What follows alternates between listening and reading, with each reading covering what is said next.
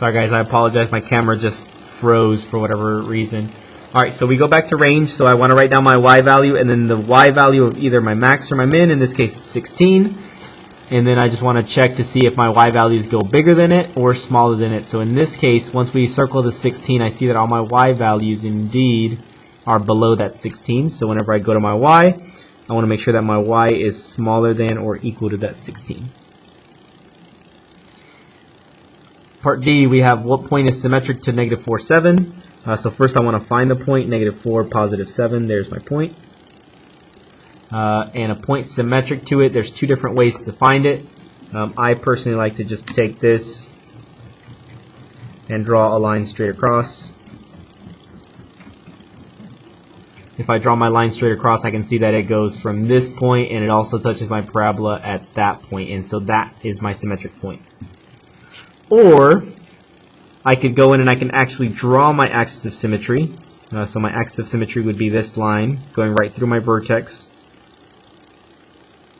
If I draw my axis of symmetry, I basically count over, so I can say, okay, that's going to be 1, 2, 3.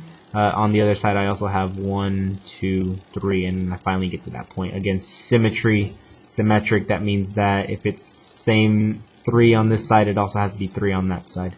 So the point with that would be the point I go over 2, up 7. So the symmetric point to this would be 2, 7. For what values of x is the function equal to 12? So what values of x is the function equal to 12? So this basically says f of x is equal to 12, or in other words, y is equal to 12. Remember, the f of x and y are the exact same thing. So to figure this one out, I basically go up my y value, I go to 12, and I just draw a line straight across. So once I reach the 12, I draw a line straight across. This point is equal to 12, and that point is equal to 12, and I basically write down those x values. So once I figure out the 12, I trace this all the way back down. My y value is at negative 3. My second y value is at 1. So again, all I do is just trace them down. So this would be x equals negative 3 and x equals 1. So that's my answer, x equals negative 3 and x equals 1. Alright, number 6.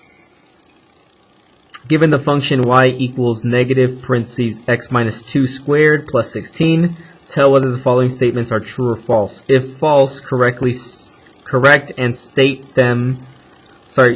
statement with the correct information.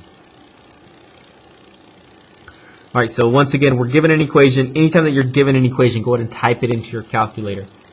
So I'll go ahead and type it in. I want to type it into my y equals, so I'm going to clear these. Let me move my paper so that my camera doesn't freak out again. So my equation is negative x minus 2 squared plus 16. Alright, so I want to go ahead and hit graph just to kind of see what we have. So there's my parabola. You can't really see my vertex, it's beyond my calculator, and then it comes back down. Alright, so we're going to go in and we're going to answer our question. So first it says the graph has a minimum at 216. So a minimum means that it's the smallest point. And again, my minimum is always at my vertex. So that in fact is my vertex. So the 216, I think that is my vertex. If I go to my table, I can just really quickly verify. Again, if I try not to draw on our calculators, please, but 15 and 15 match, 12 and 12 match.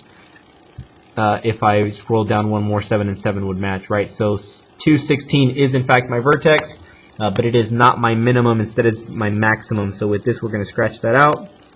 That should be maximum. So this is going to be false. The graph opens upward. So again, if I just really, like I said, it's not rocket science. You type it into your calculator, you hit graph, you can see that it does not open upwards, it opens downward. So again, this is going to be false. This would be down. The axis of symmetry is the line x equals 2. So again, once we find our vertex, which we said that this was going to be our vertex, we verified it on our table. My axis of symmetry is always my x value, so in this case it is in fact 2, so that's going to be true. And then one of the x-intercepts of the graph is -2, 0. So with that I can go back to my graph. The point -2, 0, it basically goes back 1, 2 at 0. Let me just double check on my calculator. So in fact, one of my x-intercepts is in fact -2, 0. So this, I can go ahead and say that that's also true.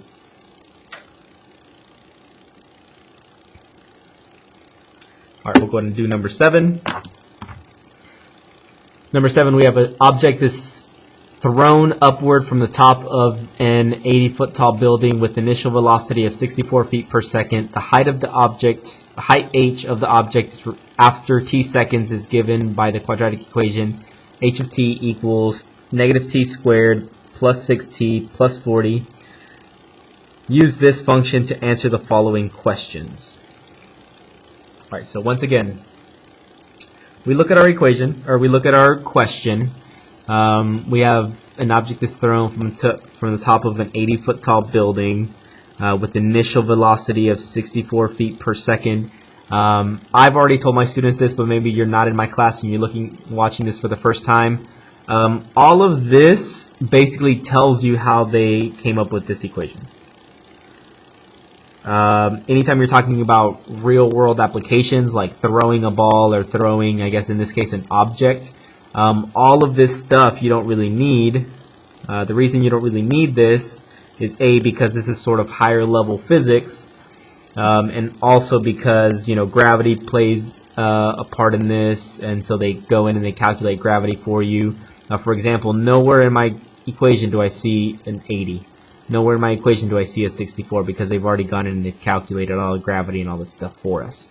So basically all I need to know is just going to be my equation. So I take my equation and I type it in. So my equation is going to be negative x squared instead of t plus 6t plus 40. Second graph. Alright, so there's my equation. Obviously, we're talking about throwing stuff. We're not really worried about the negative. We're only worried about positive values and 0. So I can go to my graph. So my graph looks pretty interesting. I cannot really see it, right? So I can kind of picture it. My parabola looks like it would go up this way, eventually get to some point up here, and then start coming back down, and then it would be on its way down. Two different things that you can do with this. You can go to your window. You can adjust your window. You're always more than welcome to adjust your window. Problems like this, I suggest you looking at your 40. Your x values, you count from like 0 to 10, counting by ones. Your y maximum definitely has to be that 40, right? Because that's looks like it's going to be the height or around the height where it reaches.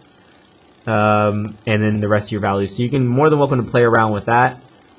What I would also suggest is just going to your table. Simply just going to your table.